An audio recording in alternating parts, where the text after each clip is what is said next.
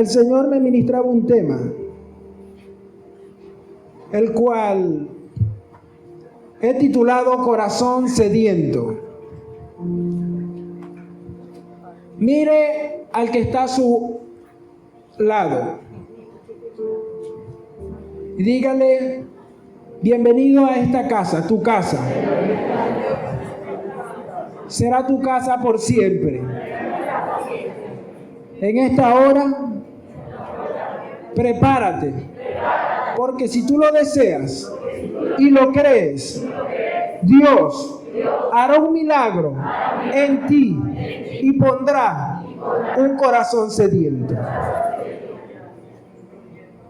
Vayamos al Evangelio de Juan, capítulo 7, versículo 37. Evangelio de Juan, capítulo 7, versículo 37.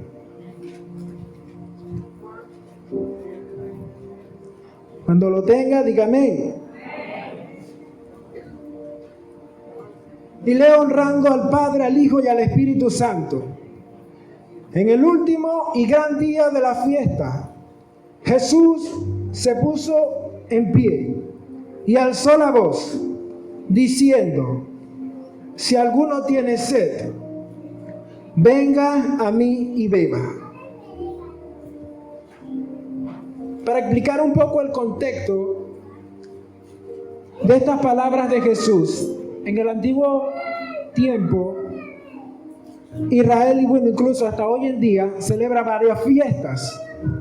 Hay siete fiestas judías más importantes, como lo son el Rosh Hashanah, el Año Nuevo Judío, el Yom Kippur, el Día de la Expiación, Sukkot, fiesta de las cabañas, la fiesta de la Pascua, y hay otra serie de fiestas que ellos celebran anuales. Pero dice la Escritura que el último día de la fiesta había una gran multitud. Habían centuriones romanos, habían judíos, fariseos, doctos de la ley, saduceos. Y dice que Jesús se levanta y alza su gran voz y dice: el que tiene sed. Y me llama la atención que dice: si alguno tiene sed, y hay una coma. Quiero decirte, ¿sabías que una persona puede durar y sobrevivir incluso 40 días sin comer? Y puede sobrevivir. Pero una persona que pase 3 días sin tomar agua, incluso puede terminar en un hospital. El agua naturalmente es vital para la vida del ser humano. Si el ser humano no se hidrata, su vida está corriendo peligro. Y de la misma manera como Dios creó el agua y nos hizo dependientes de ellas, de la misma manera son las aguas del Espíritu.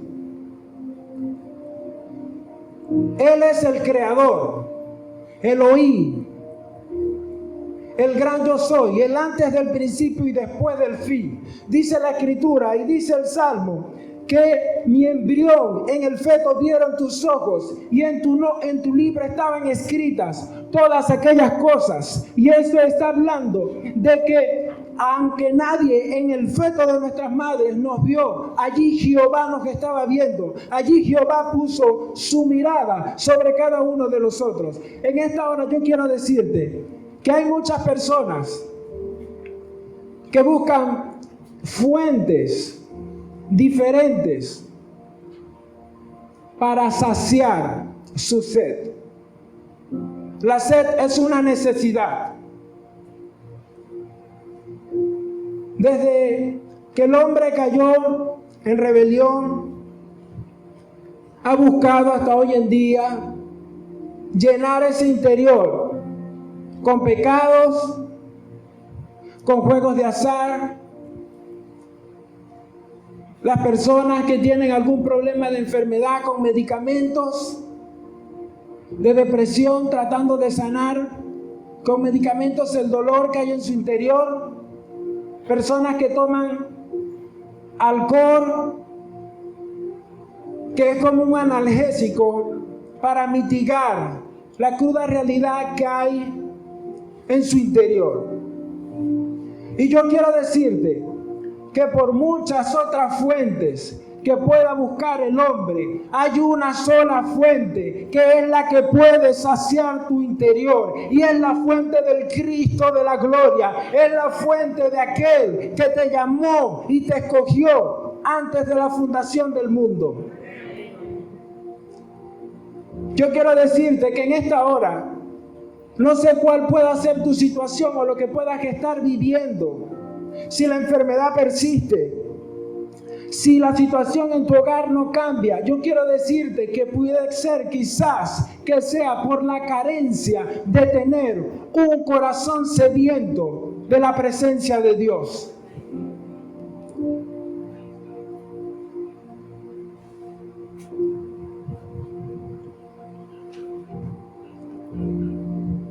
Habían todo tipo de personas en ese lugar cuando Jesús, ese último día de la fiesta, dijo estas palabras. Habían pobres, habían ricos. Y hoy en día esta palabra sigue vigente. Puede haber un billonario en Estados Unidos y puede haber un campesino trabajando en el campo, pero ambos necesitan de la fuente de gloria que es Cristo Jesús. Al final de los tiempos, es como un juego de ajedrez. En el juego de ajedrez hay diferentes piezas con diferentes rangos: el caballo, el rey, el alfil. Pero a la hora de que termine el juego, ahí no importa cuál pieza es más valiosa que la otra, todas son guardadas juntas. De la misma manera, Dios tiene la mirada sobre el hombre, sin acepción de personas. La definición del agua, el significado bíblico de agua es fuente de vida, claridad y transparencia. El agua es el origen de lo que viene y ha de ser. El agua tiene un significado muy arraigado con la vida misma. Se asocia a la pureza y de allí el bautismo. Yo recuerdo que hace un tiempo, cuando yo estaba en la academia de béisbol, que nos levantábamos a las 5, ya a las 6 de la mañana teníamos que estar en el terreno haciendo los entrenamientos. Nos decían que nos fuéramos sin desayuno. Y así hacíamos el entrenamiento. Cuando el entrenamiento terminaba, en ocasiones a las 12, 11 del mediodía, ni el refresco, ni un jugo, ni un Gatorade podía saciar la sed que yo sentía. Quizás tal vez podría refrescarme, pero al rato volvería a tener sed. Y de la misma manera es cuando buscamos otras fuentes y no de la fuente verdadera, que es Cristo Jesús. Alguna vez, explicando un poco el punto acerca del cuerpo humano, que es la máquina bioquímica más compleja que puede existir. ¿Alguna vez has escuchado esta frase que dice: quiero comer algo pero no sé qué es? Y ahí van los hombres a dar carrera, en el caso de las mujeres, ¿verdad?, a salir a comprar eso que no saben qué es. Porque el cuerpo está demandando señal de que necesita algo. Y el cuerpo no solamente nos deja saber qué necesitamos, sino cuándo lo necesitamos. Por ejemplo, cuando alguien está cansado, es de noche, está en la computadora, en el teléfono, y de pronto se empiezan a cerrar tus ojos. El cuerpo te está diciendo que necesita ir a descansar. Hay personas que por no recibir la demanda del cuerpo en referencia al sueño, han perdido la vida en autopistas por causa que se han quedado dormidos. Cuando el cuerpo tiene hambre, te empieza a crujir el estómago. ¿A cuántos le ha pasado esto? De la misma manera, cuando necesitamos el líquido de agua, el cuerpo también te da señal cuando tienes baja el azúcar, se te baja el potasio, tienes la presión alta. Pero todas estas cosas demandan del cuerpo una señal para que tú te puedas cuidar. De la misma manera, las señales espirituales en cada una de nuestras vidas, el Señor como inspiración la puso en cada uno de nosotros. No sé si en algún momento tú escuchaste: tuve la necesidad de que alguien orara por mí. Tuve la necesidad de escuchar una palabra. Tuve la necesidad de adorar a Dios. Tuve la necesidad de buscarle. El mismo Espíritu de Dios te está demandando señales para que tú busques su rostro.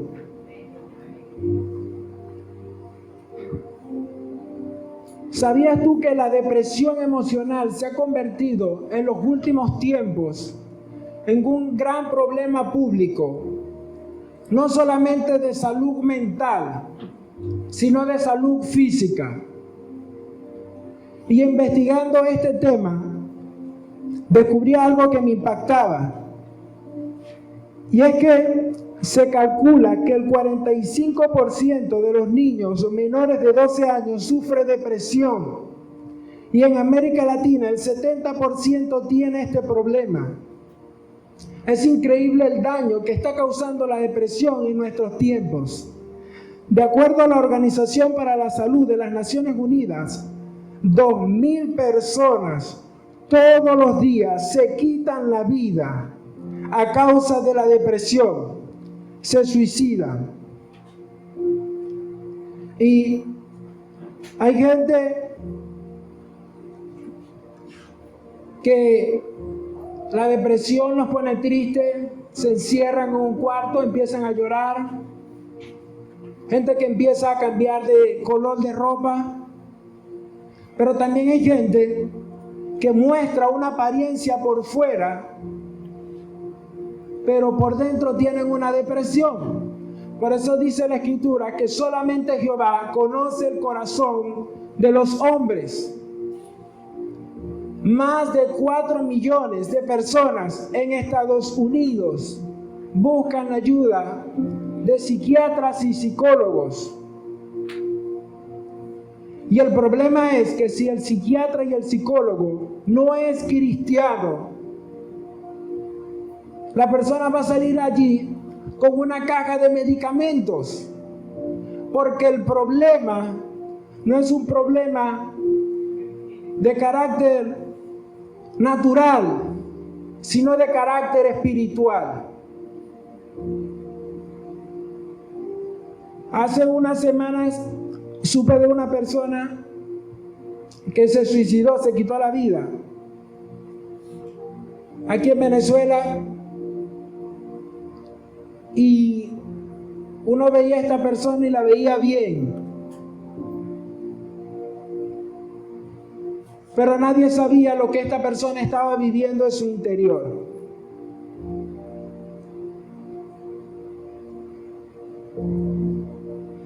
¿Cuántos me van siguiendo? Lo que estamos hablando es realmente profundo. Más de 2.000 personas diarias se suicidan en el mundo. Cada día. Es una plaga que se ha esparcido. Y la iglesia de Cristo no está exenta de estas cosas. Y lo que yo quiero decirte es que no está mal que quizás pueda venir la depresión porque somos seres humanos, pero está mal que pasen 4, 5, 6, una semana y meses y todavía la depresión persista. Hay personajes bíblicos que en algún punto de sus vidas tuvieron depresión. Está el caso de Moisés, por ejemplo. Está el caso de Jeremías. Está el caso del profeta Elías. Está el caso de Pedro. Pero ellos creyeron que fiel había sido el que los había llamado para cumplir el propósito por el cual estaban en esta tierra. Moisés se sentía menos. Era un tartamudo. No creía lo que Dios le estaba hablando. Y qué curioso que Dios utilizó un tartamudo para irle a hablar a un faraón, que en aquel entonces los faraones, el estudio era que tenían y sabían más de 10 idiomas. El profeta Elías, después que desciende el fuego del cielo, dice la Escritura, que mandó a matar a los 450 profetas de Baal. Y Jezabel, que era la esposa de Acab, que era una mujer de las tinieblas, agarró y dijo: por cuanto Elías mató a mis profetas, en menos de 24 horas, Elías estará muerto. Y Elías corrió y se escondió en una cueva. Pero yo quiero decirte que en esta hora, aunque haya un decreto de las tinieblas en contra de tu vida de destrucción, hay un decreto que es contra decreto y que es el decreto del cielo y que es el decreto del reino celestial. Quiero decirte en esta hora que Elías Jezabel dijo: en menos de 24 horas ese hombre tiene que estar muerto. Y Elías está vivo, se lo llevó un carro de fuego, no vio la muerte. ¡Qué tremendo es Dios! Pero a veces vivimos en un mundo que nos preocupamos por cosas que ni siquiera han pasado. Y todo pasa aquí en nuestra mente. Y para contar un testimonio, el día de mi cumpleaños, yo me levanté, bueno, vi que puras felicitaciones, abrazo para acá, abrazo para allá, una torta, otra torta, después el martes otra torta. Y yo como que la cosa no me está gustando aquí. Me puse serio porque quizá uno disimula en lo exterior, pero algo está pasando aquí raro. Porque nunca me habían regalado tantas tortas en mi cumpleaños. Después al otro día otra torta. Parecía las 7 días fiestas de Israel. Y digo yo, vérdale, ¿no será que está pasando que son las 7 vacas de las tortas de abundancia que dio José? Y el año que viene no me van a partir ni una torta. Y todas las tortas me las dieron este año. Claro, pues esto no quiere decir que no me regale torta el año que viene, ¿no? Bendígame que Dios lo va a bendecir el doble. Pero mire lo que yo estaba pensando. Hasta que escuché la voz de Dios que me dijo, no, soy yo, soy tu Padre, que te hace sentir amado, que te hace sentir especial. Gloria a Dios.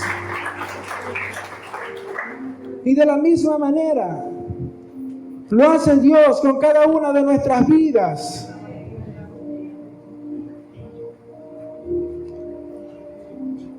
Es increíble, pero a veces tú pones a detallar por un momento los problemas que puede tener otra persona y te das cuenta que los tuyos son bien diminutos. Y el plan de Satanás es traer desánimo. Que quitemos la mirada del propósito de Dios. Para eso es que Él está trabajando y Él va a hacer lo imposible para que nos sintamos así. Pero tenemos un Dios viviente, amén. Un Dios que pelea por sus hijos. Vayamos al Salmo capítulo 42.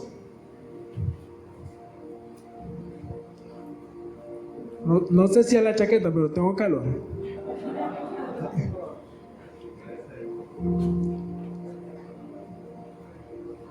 El Salmo capítulo 42.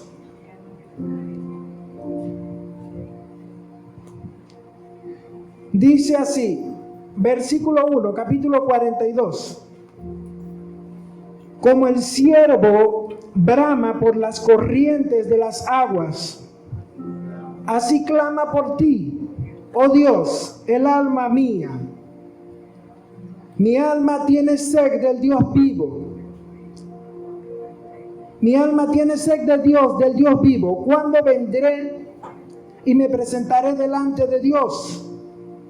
Fueron mis lágrimas, pan de día y de noche, mientras dicen todos los días, ¿dónde está tu Dios?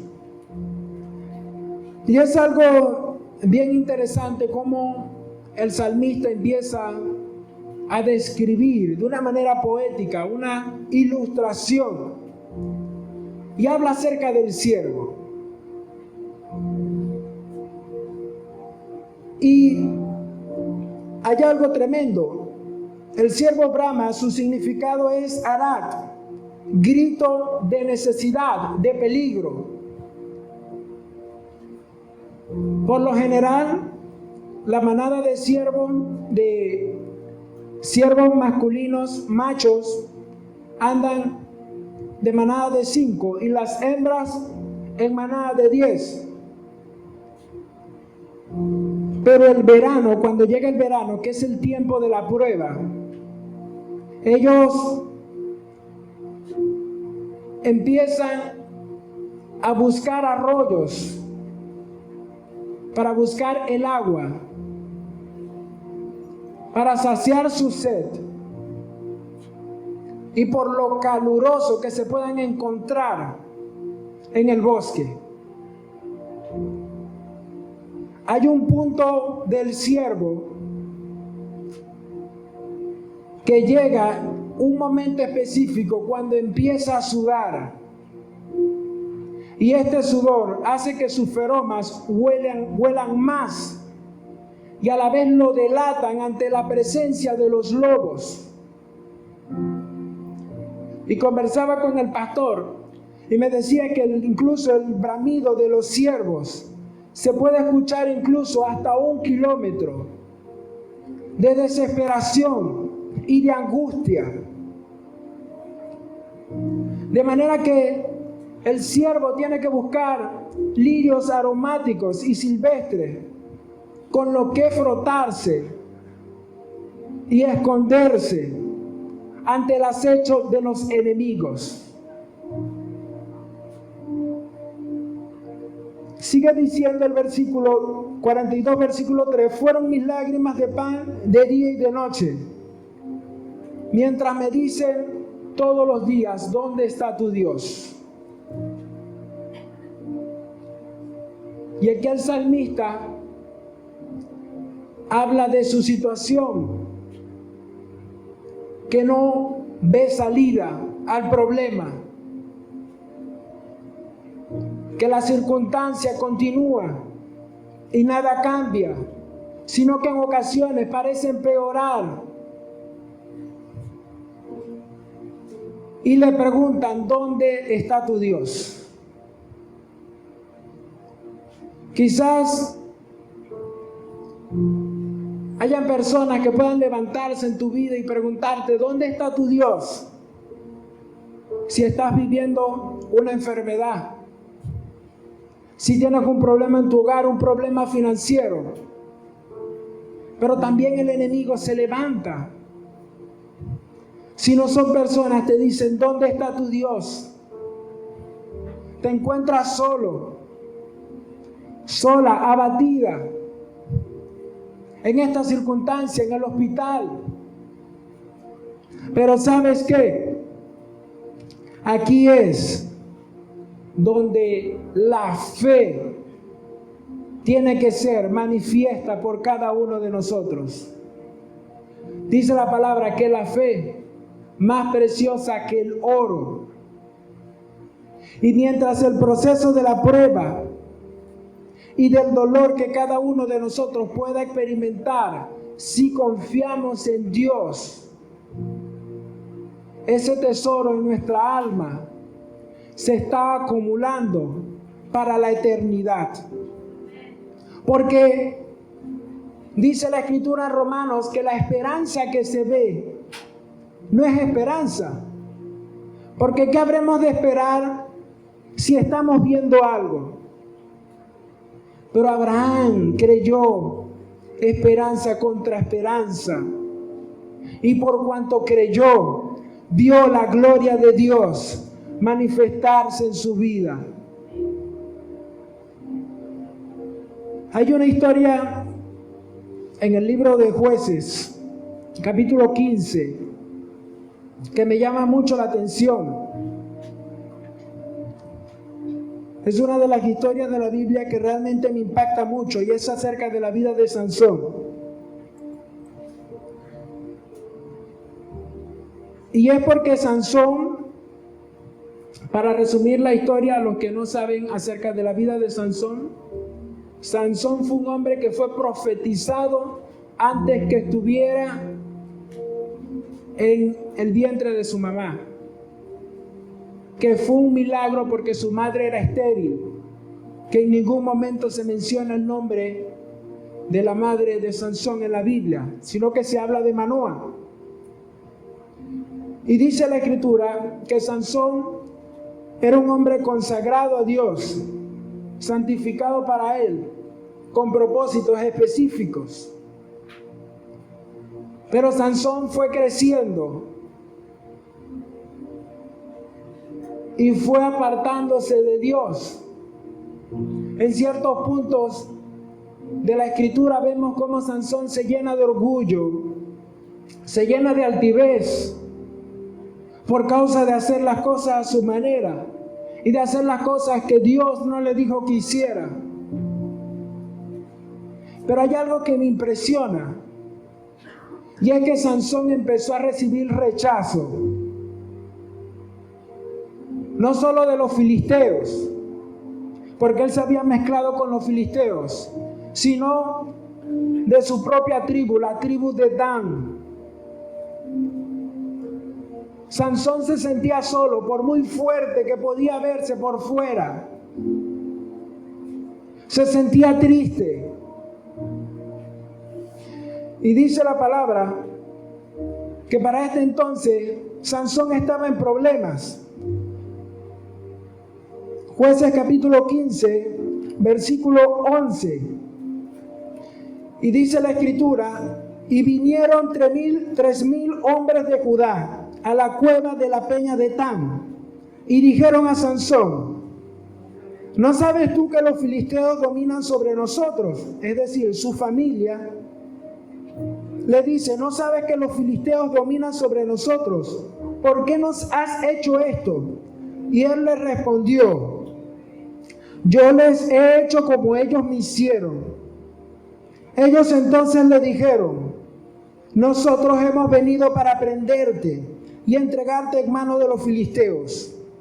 Y Sansón le respondió, juradme que vosotros no me mataréis. Y ellos respondieron diciendo, no, solamente te prenderemos y te entregaremos en sus manos, mas no te mataremos. Entonces le ataron con 2 cuerdas nuevas y le hicieron venir a la peña.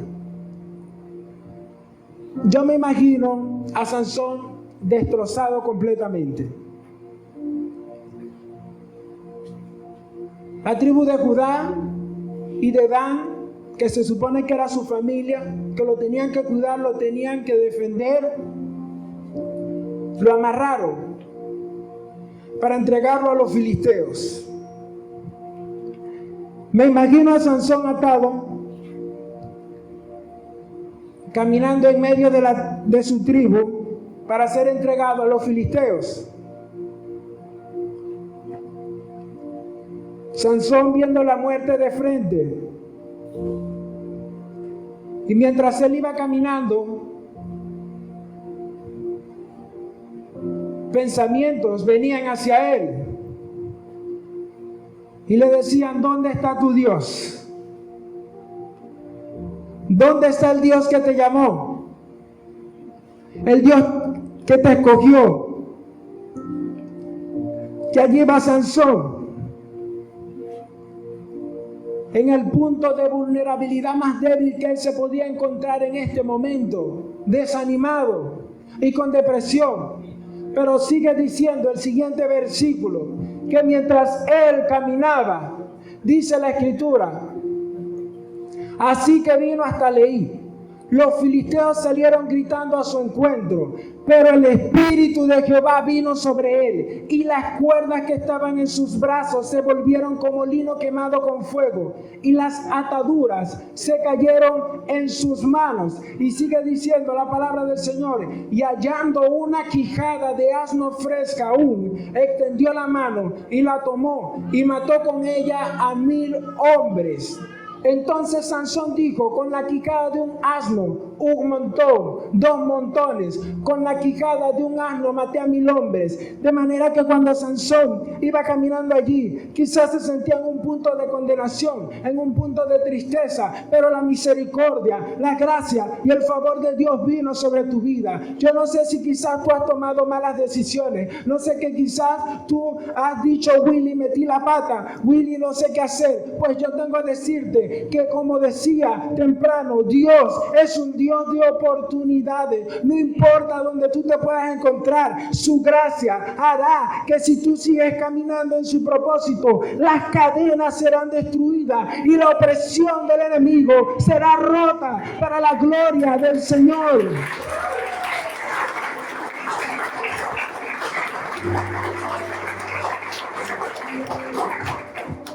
Gloria a Dios. Sigue diciendo en el versículo 18,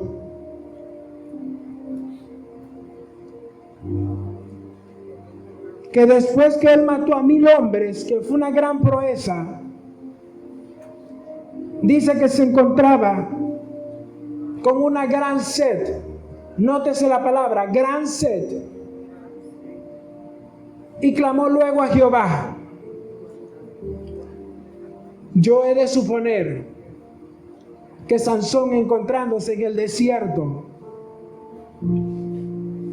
después de haber obtenido esa victoria,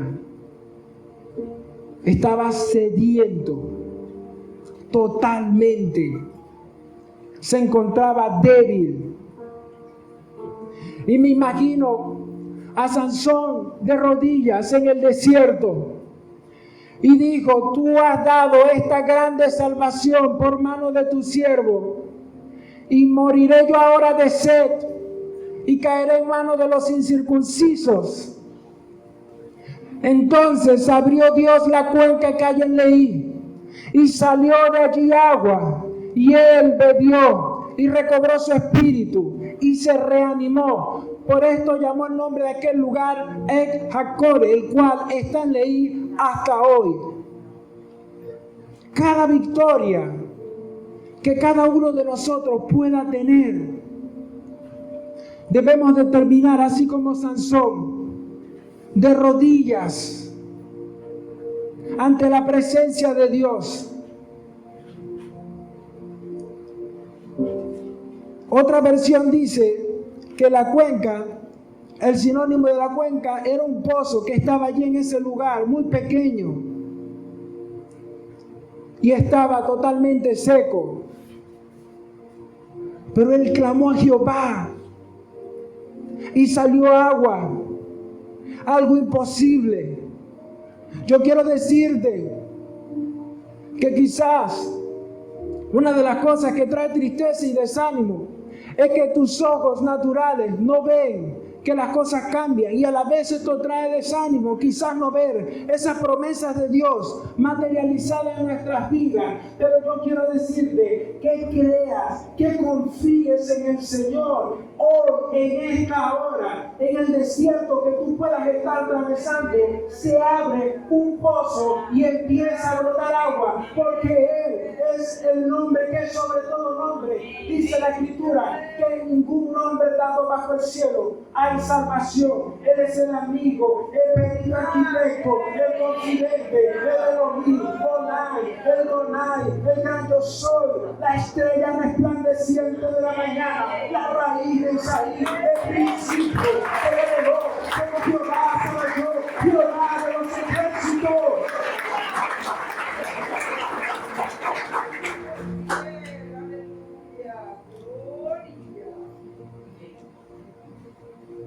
Ya en una oportunidad lo mencioné, pero se me viene el pasaje bíblico cuando Jesús le preguntó a sus discípulos: ¿quién dice la gente que yo soy?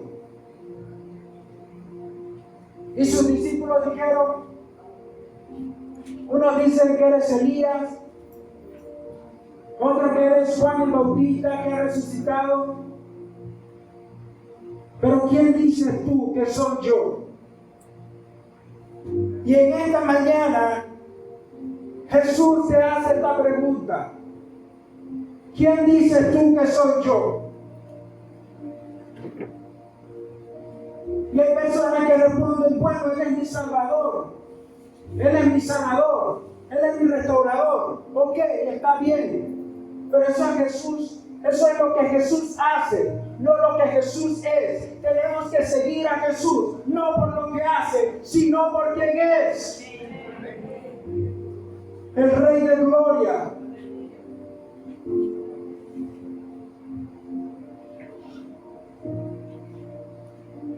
Sigue diciendo el Salmo capítulo 42. Versículo 7. Y aquí voy a pedirle a los adoradores que me pueden apoyar.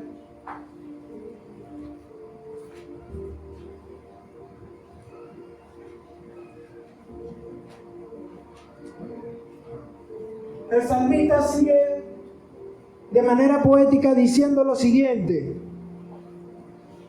un abismo llama a otro abismo a la voz de sus cascadas.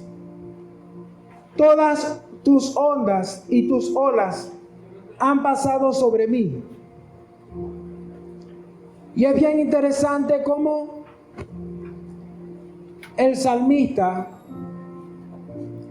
habla acerca de los abismos. Realmente es un misterio que hay aquí, y quiero pedirte que me sigas con mucho cuidado. Cuando vamos lo que es un abismo, es un precipicio en lo cual tú miras hacia abajo y no se puede ver con claridad.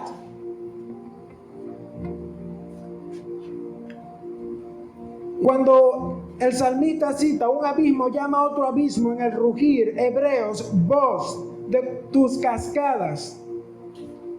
Un abismo es algo profundo, no es algo superficial. Cuando tú estás pasando por una situación difícil, a quien menos tú quieres que te pueda animar y que pueda poner tu brazo sobre ti es a alguien superficial, sino a alguien que haya experimentado el mismo dolor que tú, alguien que te pueda entender, porque en su experiencia hay una conexión contigo.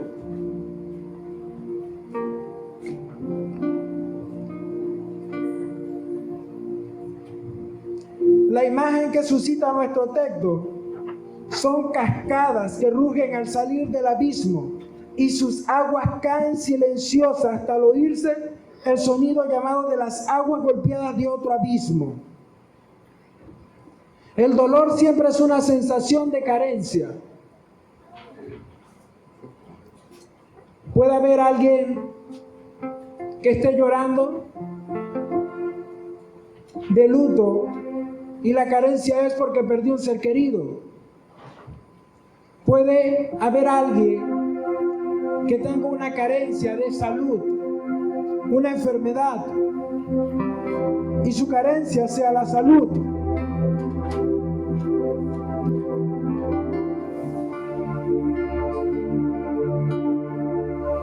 Y muchas veces pensamos y decimos: pero tú no sabes lo que yo estoy viviendo, lo que me ha tocado pasar. Pero yo quiero decirte que cuando la Biblia habla de un abismo llama a otro abismo, está hablando de una persona que ha experimentado un dolor y a la vez, al llamar a otro abismo, se unen al caer las cascadas.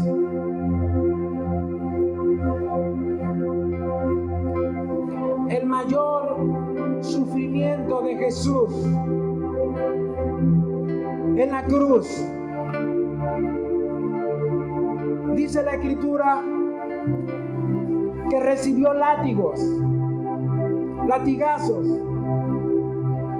que eran de cuero y tenían metal, de manera que cuando el látigo venía, se venía toda la carne.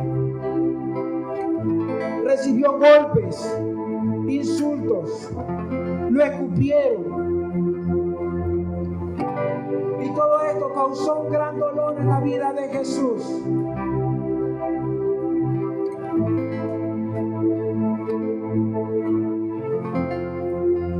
Dice la palabra en Isaías capítulo 53. El significado de insoportable viene del latín por la cruz. Dice que fue tal todo lo que él vivió, que su rostro quedó desfigurado, desechado y despreciado entre los hombres. No hay hermoso parecer en él. De todas las cosas que vivió Jesús, ¿sabes cuál fue su mayor dolor?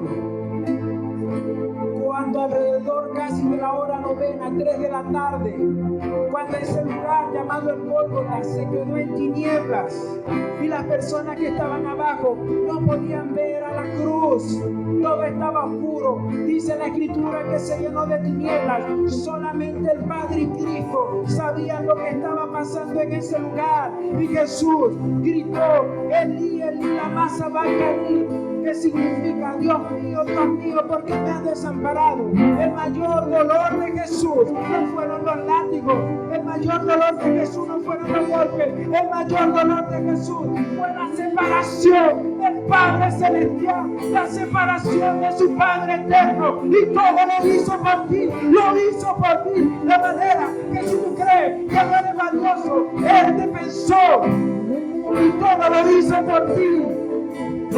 De manera que si hay un propósito, si hay un llamado, si hay un destino profético, si joven en esta hora está escuchando, Cristo te ama y tiene un gran plan para tu vida. Aleluya. Esta revancha no te enseña. Eres el alfa y la omega.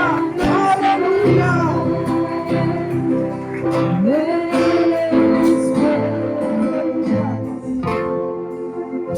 Gloria a Jesús.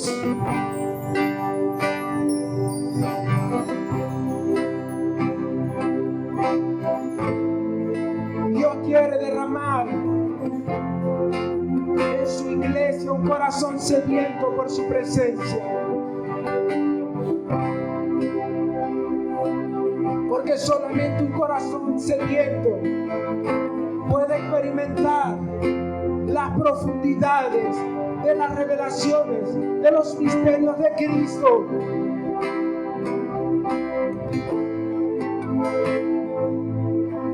Cuando la cascada cae del abismo, esto es el derramamiento de su espíritu en nuestros corazones. Hay abismos que solamente pueden ser saciados por Él. Hace unos años, cuando yo experimenté este encuentro con Jesús, por la gracia y su gloria fui llenado. El abismo que había en mí fue decirle a otro abismo lo que había encontrado. El profeta Elías, con un gran ministerio, cuando Eliseo vio al profeta Elías, dijo: Dios mío, yo quiero eso. Un abismo llamó a otro abismo. Había gente que no sabía que era predicador hasta que vio otro predicador y se conectó. Y quiero terminar. Salmo capítulo 42, versículo 8.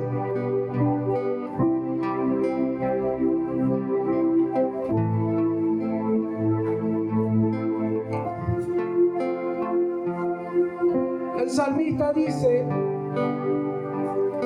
pero de día mandará Jehová su misericordia. A ver, iglesia, diga conmigo este versículo. Pero de día mandará Jehová su misericordia, y de noche su cántico estará conmigo, y mi oración al Dios de mi vida. Hoy en la madrugada tuve una visión.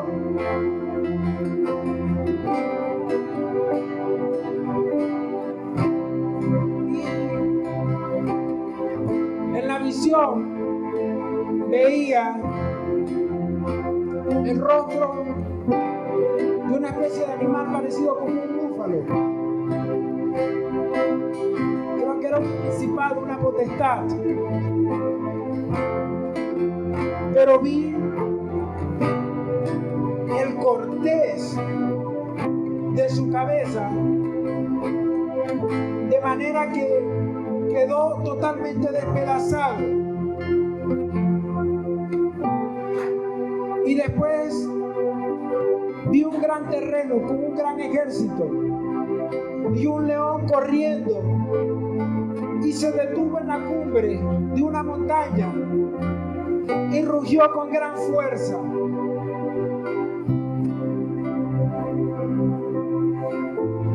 Y esto habla de la soberanía de Dios, de la soberanía de Jesús en todas las naciones.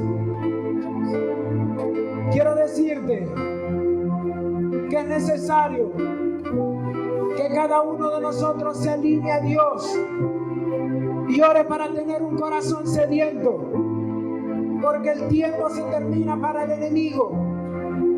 Y dice la palabra de Dios que en los últimos tiempos La maldad se multiplicará. Que en los últimos tiempos habrán y saldrán cosas peligrosas.